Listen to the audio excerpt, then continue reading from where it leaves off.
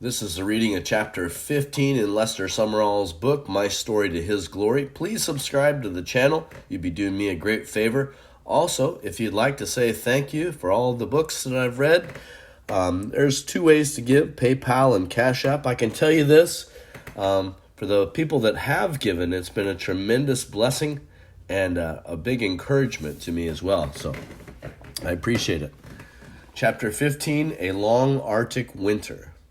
In South Bend, Indiana, in autumn of 1940, while the war raged in Europe, I heard a missionary to Alaska speak. He wept as he related how difficult it was to reach these rough, tough people who often lived in debauchery. He said it was the hardest place in the world to win souls, and that's all I needed. "I'll come," I told the missionary, and I went, spending the entire winter season in the last frontier land.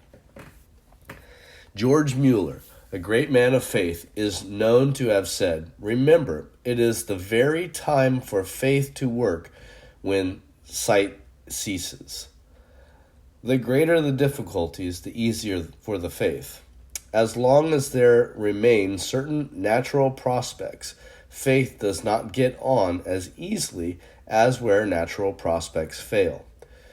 I would need to lean heavily on my faith in that rugged land."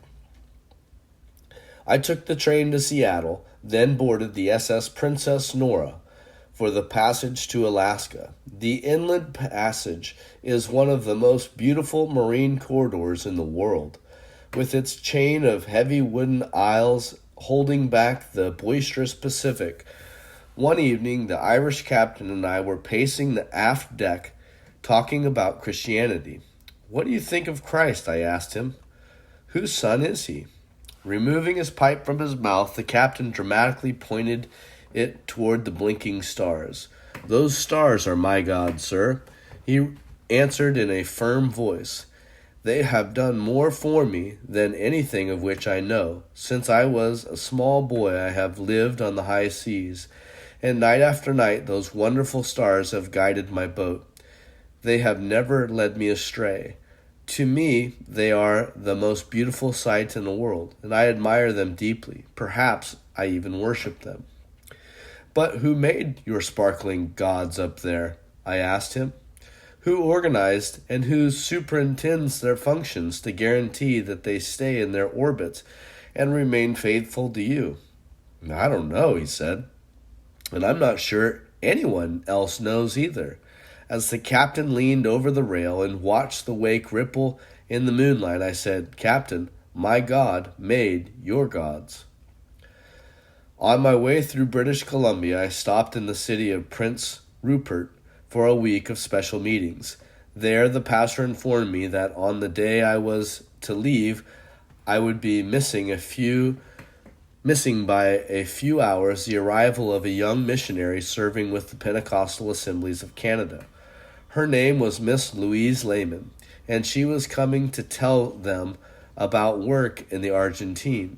Her name lodged in my thinking, and I had the fleeting thought that it would be nice to meet a young single woman missionary.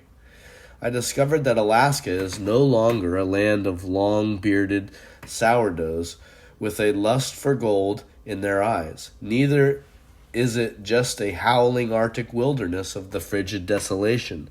Modern Alaska has superseded frontier Alaska, and in 1940 it was a vigorous, aggressive, and challenging place to be. I found out that only 6 states in the continental United States have as many commercial airfields. Fairbanks, the metropolis of the interior of Alaska, was the nerve center for aviation. From there, pilots known as the Northern Eagles fly over some of the most difficult and dangerous terrain in the world. Monoplanes are flown west to Nome, north to Point Barrow, east over the Yukon to Juneau, and south to the Aleutians, with the nonchalance of a 10-minute pleasure jaunt over the city. In the winter months, they replace the wheels of their planes with skis and use the far northern rivers for landing fields.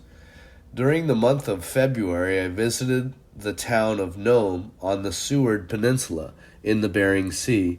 Nome was frozen in for the winter, with about 125 miles of ice at its front door. The only means of outside communication was the airplane.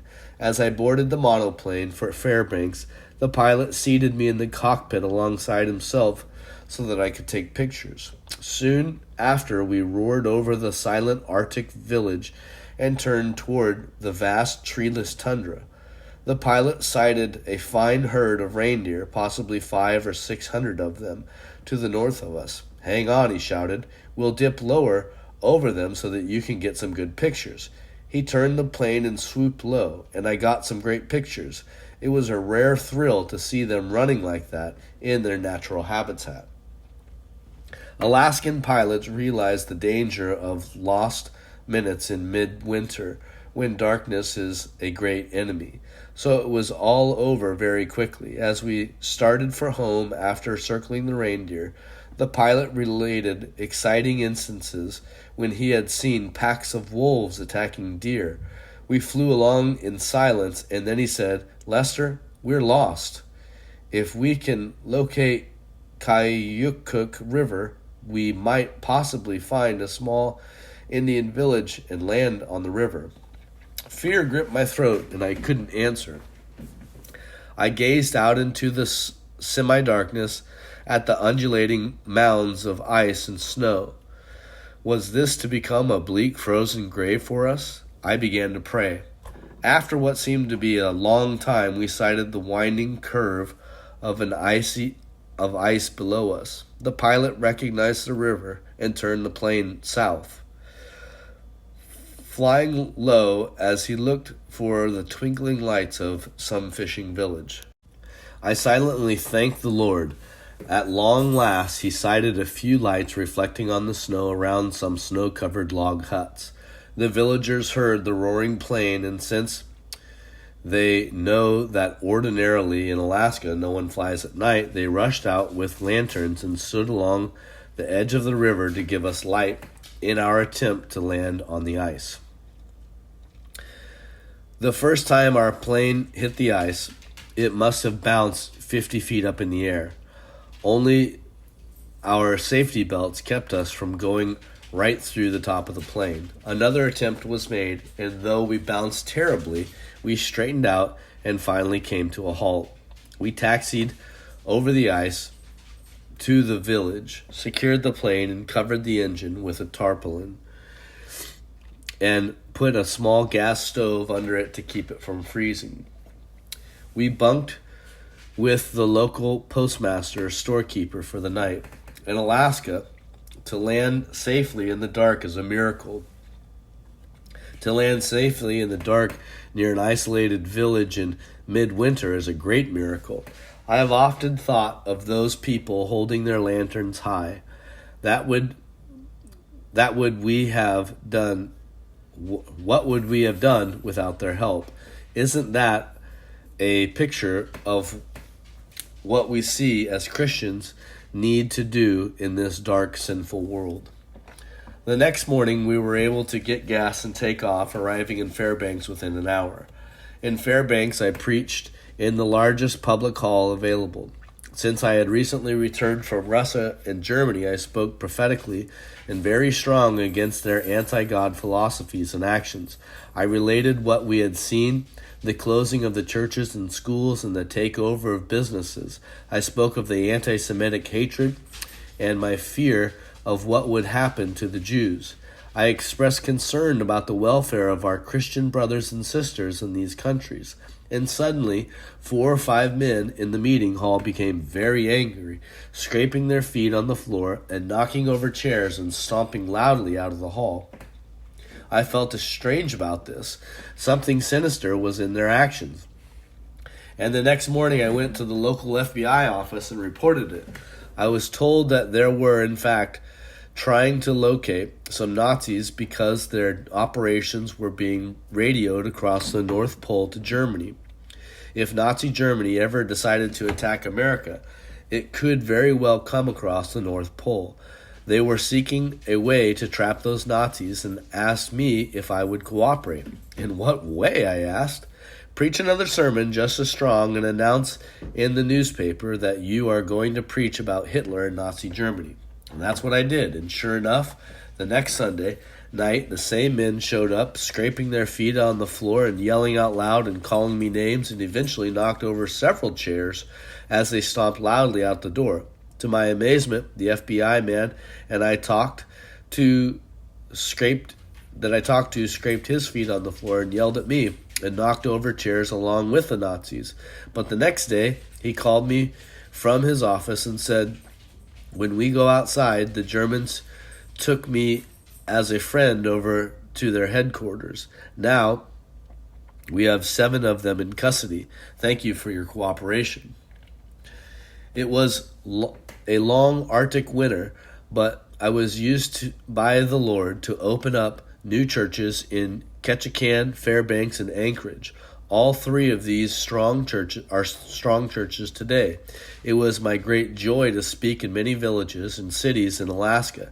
I spoke in high schools, lectured at University of Alaska, and preached as far north as Wiseman, 70 miles north of the Arctic Circle, and as far west as Nome on the Bering Sea. My heart and soul were full of rich experiences and lifelong memories in the spring of 1941 as I came south out of that frigid air. The Lord once again had truly blessed.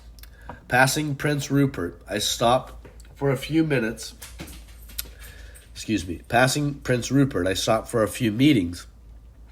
and then took the primitive railroad through the interior of British Columbia to Terrace, Smithers, Prince George, and beautiful Jasper National Park. In each town, the Christians spoke of the missionary from the Argentine and of the rich blessings she had been to them. This made me very curious to know this intrepid young adventuress who dared to visit these outposts of civilization in the Northland, where typically only courageous and zealous male missionaries offer their services. I think my admiration for her was born at that time, and I wondered if there was some way I could catch up with her somewhere along the way.